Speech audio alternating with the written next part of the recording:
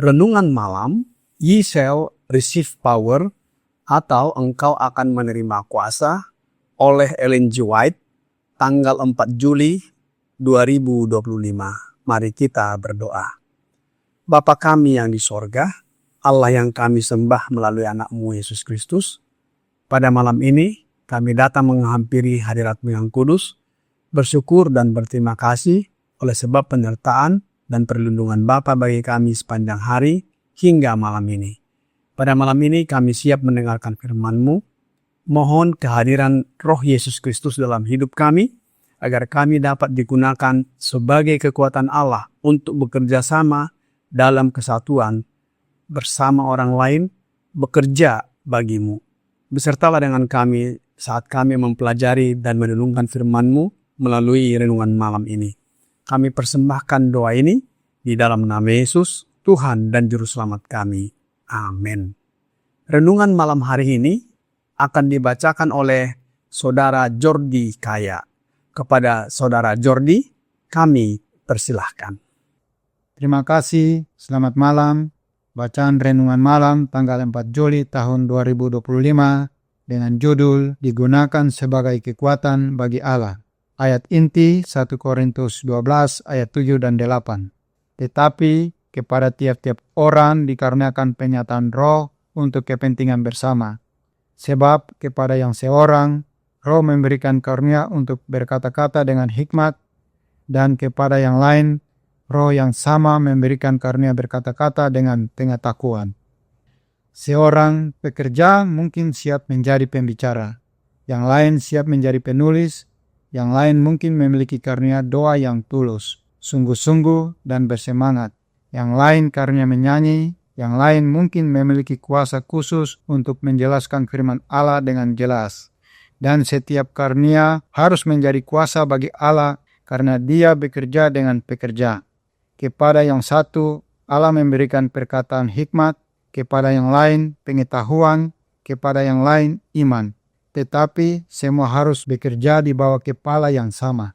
Keragaman karunia mengarah pada keragaman pekerjaan, tetapi Allah adalah satu yang mengerjakan semuanya dalam semua orang. 1 Korintus 12 ayat 6. Tuhan mengendaki hamba-hamba pilihannya untuk belajar bagaimana bersatu dalam usaha yang harmonis. Bagi sebagian orang, mungkin tampak bahwa perbedaan antara karunia mereka dan karunia rekan sekerja terlalu besar untuk memungkinkan mereka bersatu dalam usaha yang harmonis. Tetapi ketika mereka ingat bahwa ada berbagai pikiran yang harus dijangkau dan bahwa beberapa orang akan menolak kebenaran sebagaimana yang disampaikan oleh seorang pekerja hanya untuk membuka hati mereka terhadap kebenaran Allah, sebagaimana yang disampaikan dengan cara yang berbeda oleh pekerja lain. Mereka berharap akan berusaha untuk bekerja bersama dalam kesatuan. Bakat mereka, betapapun beragamnya, semuanya dapat berada di bawah kendali roh yang sama. Dalam setiap perkataan dan tindakan, kebaikan dan kasih akan dinyatakan. Dan ketika setiap pekerja mengisi tempatnya yang telah ditetapkan dengan setia, doa Kristus untuk persatuan para pengikutnya akan dijawab. dan dunia akan tahu bahwa mereka adalah murid-muridnya. Dalam simpati dan keyakinan yang penuh kasih, para pekerja Allah harus bersatu satu sama lain. Barang siapa menyatakan atau melakukan sesuatu yang cenderung memisahkan para anggota jemaat Kristus, berarti menentang tujuan Tuhan. Pertengkaran dan pertikaian di dalam jemaat, dorongan untuk curiga dan tidak percaya adalah penghinaan terhadap Kristus. Allah menghendaki para hambanya untuk memupuk kasih sayang Kristen satu sama lain. Diambil dari Testimony for the Church, pasal 9, halaman 144 dan 145. Terima kasih, Tuhan Yesus memberkati. Terima kasih atas penata layanan Saudara Jordi. Tuhan Yesus memberkati. Selamat malam saudara-saudari sekalian. Sebelum kenaikan ke sorga, Yesus memberikan janji kepada murid-muridnya dan berkata, "Pergilah ke seluruh dunia, beritakanlah Injil kepada segala makhluk." Yesus juga berkata dalam Markus 16 ayat 17 dan 18. Tanda-tanda ini akan menyertai orang-orang yang percaya. Mereka akan mengusir setan-setan demi namaku. Mereka akan berbicara dalam bahasa-bahasa yang baru bagi mereka. Mereka akan memegang ular, dan sekalipun mereka minum racun maut, mereka tidak akan mendapat celaka. Mereka akan meletakkan tangannya atas orang sakit, dan orang itu akan sembuh. Janji itu sama kuat dan dapat dipercaya sekarang, seperti pada zaman para rasul. Tanda-tanda ini akan menyertai orang-orang yang percaya. Inilah hak istimewa anak-anak Allah, dan iman harus berpegang teguh pada semua yang mungkin dimiliki sebagai pengesahan iman. Namun, bukan berarti semua karunia diberikan kepada setiap orang percaya. Roh Kudus memberikan kepada tiap-tiap orang secara khusus seperti yang dikehendakinya. 1 Korintus 12 ayat 11. Apa maksud Allah memberikan karunia-karunia rohani ini? Maksudnya adalah untuk kebutuhan keragaman pekerjaan Tuhan. Dalam renungan malam ini, Ye shall receive power, halaman 194, paragraf 2 berkata, "Dan setiap karunia harus menjadi kekuatan bagi Allah, karena Dia bekerja dengan pekerja. Kepada yang satu, Allah memberikan perkataan hikmat, kepada yang lain pengetahuan, kepada yang lain iman, tetapi semua harus bekerja di bawah kepala yang sama. Keragaman karunia mengarah pada keragaman pekerjaan, tetapi Allah adalah satu yang mengerjakan semuanya dalam semua orang." Karunia-karunia rohani, apakah itu berupa talenta ataupun bakat yang dipercayakan Kristus kepada gerejanya, khususnya menggambarkan karunia-karunia dan berkat-berkat yang diberikan oleh Roh Kudus, yaitu Roh Yesus sendiri. Selanjutnya Roh Nubuat dalam The Signs of the Times, tanggal 15 Maret tahun 1910, paragraf 4 berkata, "Dalam semua pengaturan Tuhan, tidak ada yang lebih indah daripada rencananya untuk memberikan kepada pria dan wanita berbagai karunia. Gereja adalah tamannya yang dihiasi dengan berbagai pohon, tanaman, dan bunga. Dia tidak mengharapkan hisop tumbuh sebesar pohon aras, atau pohon zaitun tumbuh setinggi pohon palem yang megah.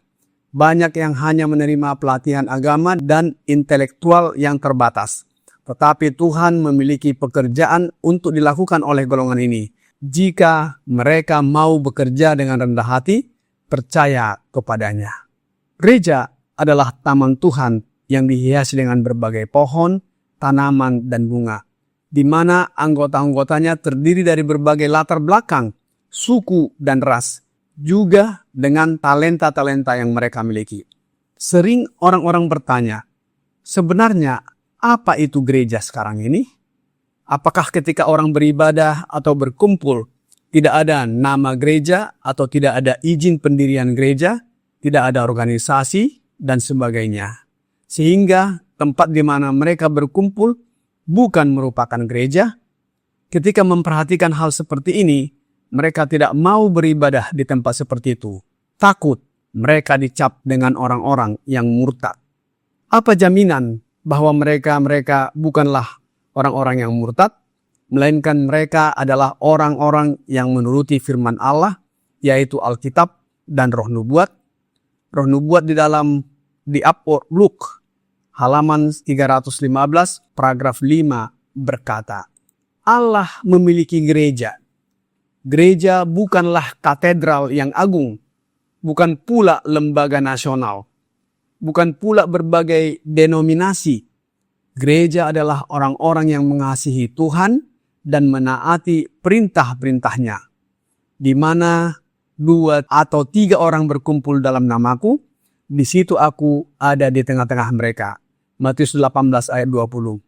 Di mana Kristus bahkan berada di antara sedikit orang yang rendah hati, inilah gereja Kristus. Karena kehadiran yang maha tinggi dan maha kudus yang mendiami kekekalan dapat membentuk gereja.